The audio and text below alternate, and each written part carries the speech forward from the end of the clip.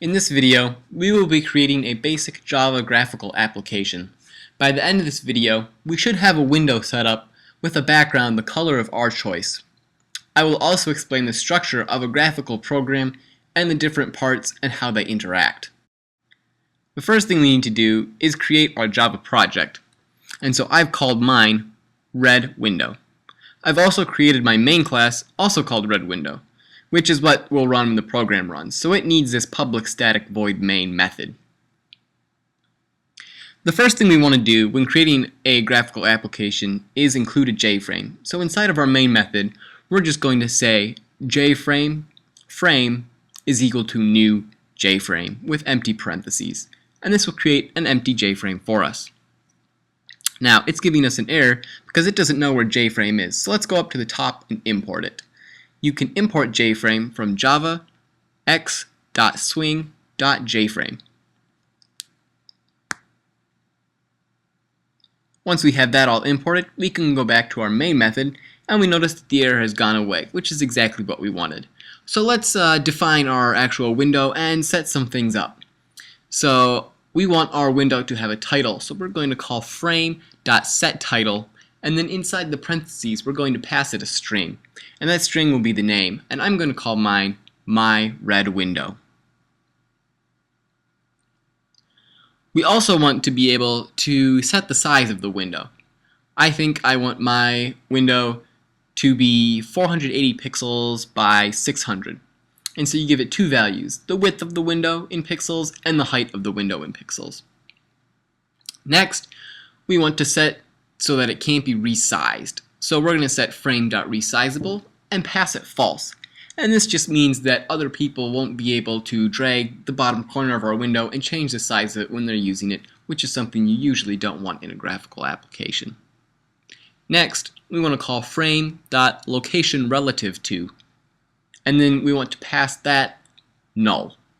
And that just means that our window is going to appear in the center of the screen instead of up in the top left corner or something. Next, we want to call frame.setDefaultCloseOperation. And then inside the parentheses for that, we want to pass it jframe.exitOnClose. And this is one of those that you're going to have to pay special attention to on all of the capitalization of the letters. And this just means that when we close out of our program, we're also going to close out of the window and destroy all of the resources that are associated with that, which is something that we need to do. Finally, we want to call frame.setVisible, and we want to pass it true. And this will make our window so that we can see it. All these variables and setting them through these methods are very important, and they set up our window, so we'll need to do this each time. But let's run our program. Save our resources and load it up. And here we have our blank window. You notice I can move it around, and we have the title that we created up in the top, and it has all the different features. It's got the size. We can't resize it from the bottom. The location was in the middle of the screen, and the default close operation is going to close the window and stop the program. So now, what we want to do is we want to set it up so we can actually draw a rectangle in our program. So we want to create a public void paint method. And inside of the parentheses, we're going to pass it a graphicsG object.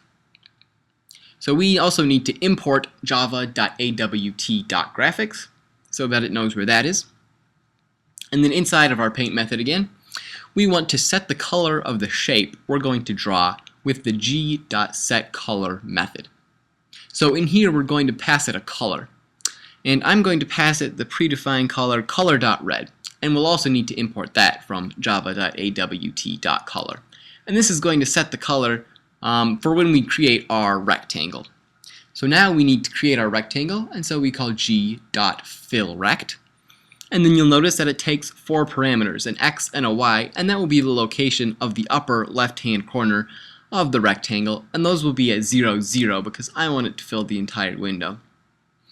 And it also takes a width and a height, and that will be how wide and how tall the rectangle is. I want mine to be the entire screen again, so 480 and 600 for me.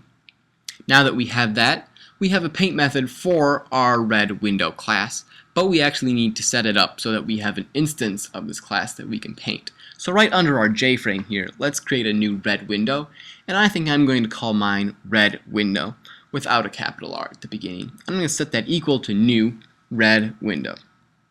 And so now I have an instance of red window. Now what we need to do is we need to add it to our frame. And so what we need to do is called frame.add, and then inside of the parentheses pass it our variable. Now notice that we're not going to pass it the class. We're using the lowercase r for red window. So we're just going to pass it that instance of our red window.